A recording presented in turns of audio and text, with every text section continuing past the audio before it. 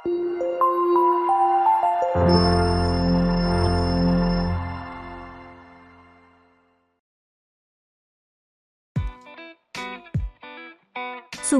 mengacu pada pasal 3.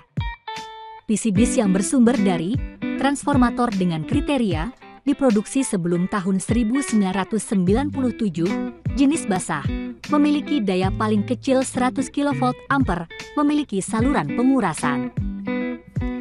Gunakan minyak dielektrik dengan nama dagang yang tercantum dalam lampiran 1 Permen KLHK nomor 29 tahun 2020. Kapasitor dengan nama dagang sebagaimana tercantum dalam lampiran 2 Permen KLHK nomor 29 tahun 2020. Minyak dielektrik dengan nama dagang sebagaimana tercantum dalam lampiran 1 Permen KLHK nomor 29 tahun 2020. Identifikasi mengacu pada pasal 5. Tahap identifikasi PCBs dapat dilakukan dengan 3 cara, yaitu uji visual, uji cepat, dan uji laboratorium. Uji visual. Apakah sumber PCBs memiliki informasi? Jika tidak, dilakukan uji cepat dan uji lab sebagaimana yang tercantum pada pasal 7.2. Uji visual dilakukan untuk mendapatkan informasi mengenai jenis transformator, nama dagang dielektrik yang digunakan, ketersediaan saluran pengurasan atau outlet, dan tahun produksi. Uji visual dilakukan pada transformator dan kapasitor yang masih digunakan atau sudah tidak digunakan. Selanjutnya, dilihat apakah nilai konsentrasi PCBs melebihi batas limit sebesar 50 ppm. Jika tidak memenuhi ketentuan sebagaimana dimaksud dalam pasal 3 huruf A, transformator dikecualikan dari pengelolaan PCBs.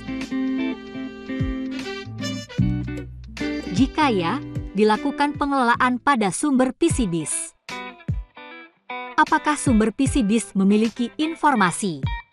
Jika tidak memenuhi ketentuan, maka sumber PCBs dikecualikan dari pengelolaan PCBs.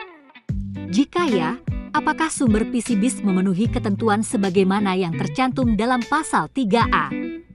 Jika memenuhi ketentuan, dilakukan pengelolaan pada sumber PCBs. Untuk pengelolaan sumber PCBs, dilihat dari apakah transformator tersebut masih digunakan. Jika ya, maka dilakukan pengurangan atau retrofilling. Retrofilling merupakan metode untuk menurunkan konsentrasi PCBs pada transformator.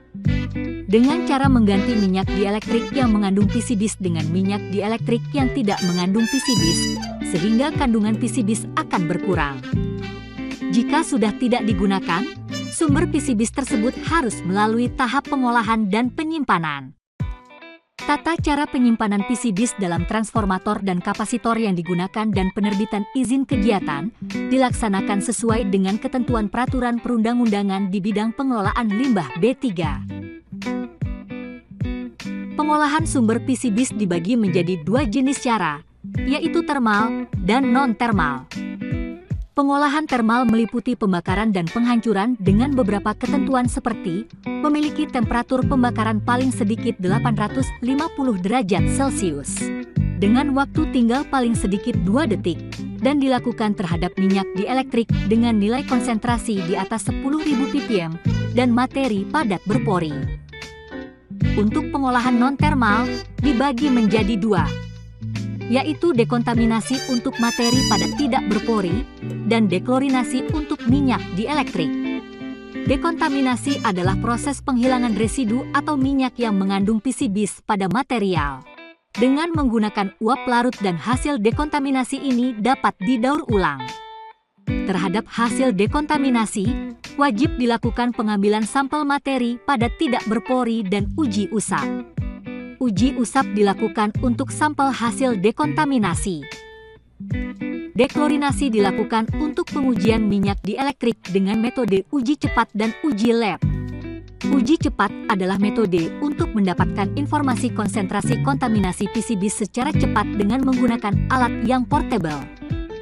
Uji laboratorium merupakan metode untuk untuk mendapatkan informasi konsentrasi PCBs melalui pengujian total konsentrasi senyawa PCBs dan sesuai dengan IEC 61619. Untuk sampel padatan tidak berpori, pengambilan sampel dilakukan dengan cara uji usap.